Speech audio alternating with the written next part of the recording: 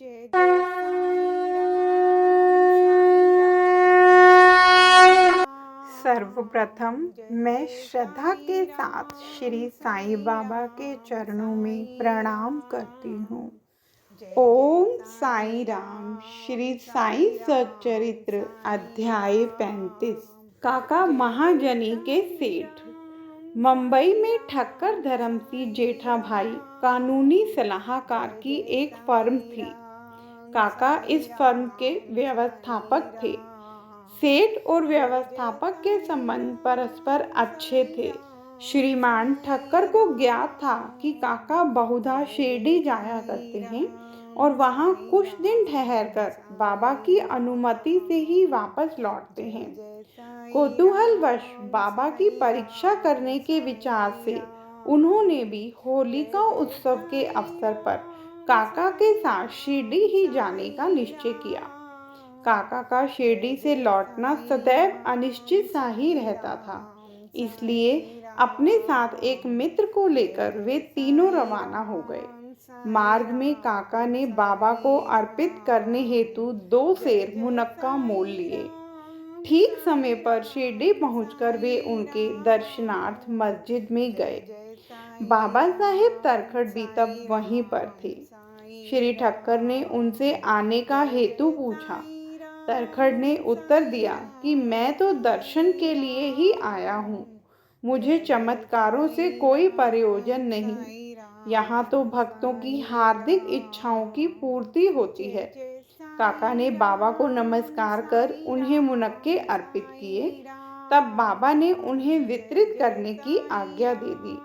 श्रीमान ठक्कर को भी कुछ मुनक्के मिले। एक तो उन्हें मुनक्का रुचिकर न लगता था, दूसरे इस प्रकार अस्वच्छ खाने की डॉक्टर ने मनाही करी थी, इसलिए वे कुछ निश्चय न कर सके और न चाहते हुए भी उन्हें ग्रहण करना पड़ा और फिर दिखावे मात्र के लिए ही उन्होंने मुंह में डाल लिया। अब समझ में न आता था कि उनके बीजों का क्या करें। मस्जिद की फर्श पर तो थूका नहीं जा सकता था, इसलिए उन्होंने वे बीज अपनी इच्छा के विरुद्ध अपने खीसे में डाल दिए और सोचने लगे कि जब बाबा संत हैं तो यह बात उन्हें कैसे अविदित रह जा सकती है कि मुझे मुनक्के नापसंद हैं। फिर क्या वे मुझे इसके लिए लाचार कर सकते हैं? जैसे ही यह विचार उनके मन में आया, बाबा ने उन्हें कुछ और मुनक्के दिए, पर उन्होंने खाया नहीं और अपने हाथ में ले लिया। तब बाबा ने उन्हें खा लेने को कहा। उन्होंने आज्ञा का पालन किया और चबाने पर देखा कि वे सब निर्बीज थे। वे चमत्कार की इच्छा रखते थे, इसलिए उन्हें देखने को मिल गया। उन्होंने सोचा कि बाबा समस्त विचारों को तुरंत जान लेते हैं और मेरी इच्छा अनुसार ही उन्होंने उन्हें बीज रहित बना दिया है। क्या अद्भुत शक्ति है उनमें। फिर शंका निवारणार्थ उन्होंने तरखड़ से, जो समीप ही बैठे हुए थे और जिन्हें भी थोड़े मुनक्के मिले थे, पूछा कि किस किस्म के मुनक्के तुम्हें मिले। उत्तर मिला, अच्छे बीजों वाले। श्रीमान ठक्कर को तब और भी आश्चर्य किया कि यदि बाबा वास्तव में संत हैं तो अब सर्वप्रथम मुनक्के काका को ही दिए जाने चाहिए। इस प्रकार विचार को जानकर बाबा ने कहा कि अब पुनः वितरण काका से ही आरंभ होना चाहिए। यह सब प्रमाण श्री ठक्कर के लिए पर्याप्त थे। फिर श्यामा ने बाबा से परिचय कराया कि आप ही काका के सेठ हैं। बाबा कहने लगे कि ये उनके सेठ कैसे हो सकते हैं, इनके सेठ तो बड़े विचित्र हैं। काका इस उत्तर से सहमत हो गए। अपना हठ छोड़कर ठक्कर ने बाबा को प्रणाम किया और वाड़े को लौट आए।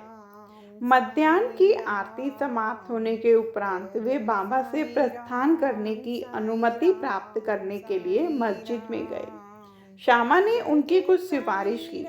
तब बाबा इस प्रकार बोले, एक सनकी मस्तिष्क वाला सभ्य पुरुष था जो स्वस्थ और धनी भी था।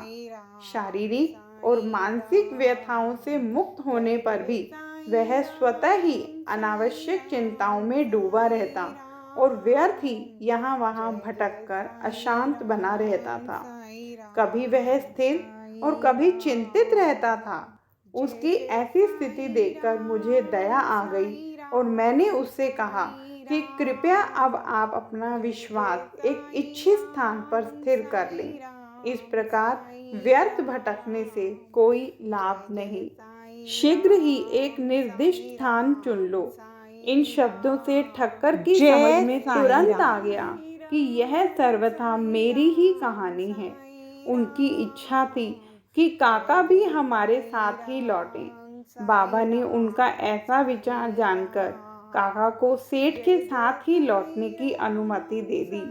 किसी को विश्वास न था कि काका इतने शीघ्र शिरडी से प्रस्थान कर सकेंगे। इस प्रकार ठक्कर को बाबा द्वारा विचार जानने का एक और प्रमाण मिल गया।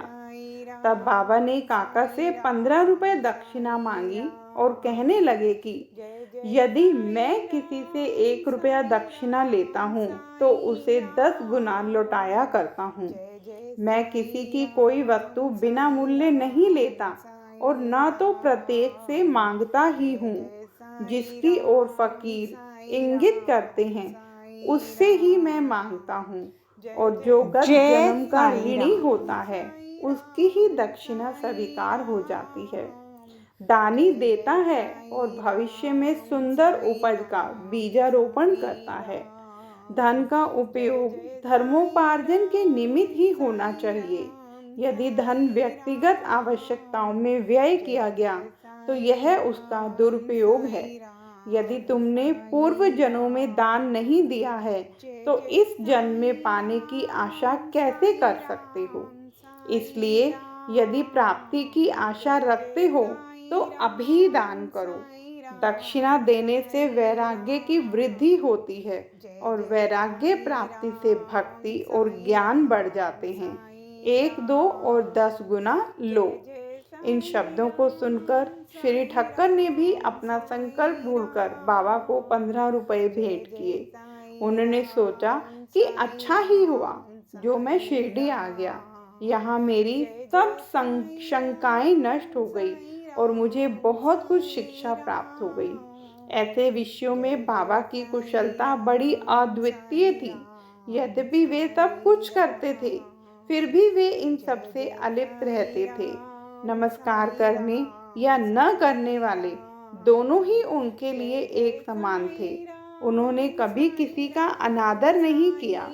यदि भक्त उनका पूजन करते तो इससे उन्हें ना कोई प्रसन्नता होती और यदि कोई उनकी उपेक्षा करता तो ना कोई दुख ही होता। वे सुख और दुख की भावना से परे हो चुके थे।